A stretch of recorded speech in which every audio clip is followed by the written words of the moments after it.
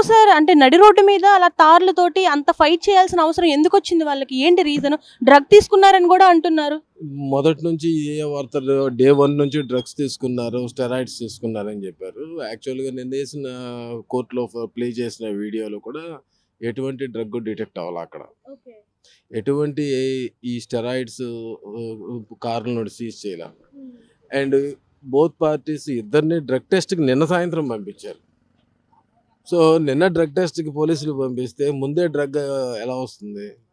ఆళ్ళ కస్టడీ తీసుకుంది నిన్న మార్నింగు. ఆళ్ళని గవర్నమెంట్ హాస్పిటల్‌కి తీసుకెళ్ళి నిన్న మధ్యాహ్నం. కోర్ట్‌కి తీసుకొచ్చింది నిన్న సాయంత్రం.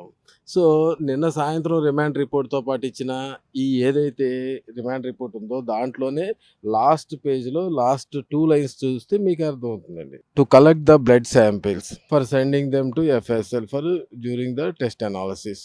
క్లియర్ ఉంది కదా! ఎస్ఐ గారి సిగ్నేచర్ కూడా ఉంది కదా! సో, అంటే నిన్న వీళ్ళు తీసుకొనొస్తే డ్రగ్ ఎలాగుంది? There is no question of drug.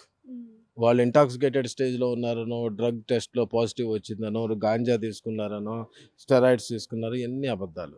అంటే డ్రింక్ చేసున్నారా సార్ పోనీ? లేదమ్మా. అంటే మరి ఏమి మత్తు పదార్థాలు గూడా ఏమి తీసుకోకుండా అంత విచక్షణారహితంగా వాళ్ళు రోడ్డు మీదే అంత గొడవాడాల్సిన అవసరం ఏముంది? గొడవే లేదమ్మా. అంత విచక్షణ ఏం కాదమ్మా. అది పబ్లిక్ ఫుల్ క్రౌడ్ ఉన్న రోడ్డు. దాంట్లో ర్యాష్ స్పీడ్‌గా ఎళ్లి గుద్దుకునే అంత ఎలివేషన్ ఏం లేదు.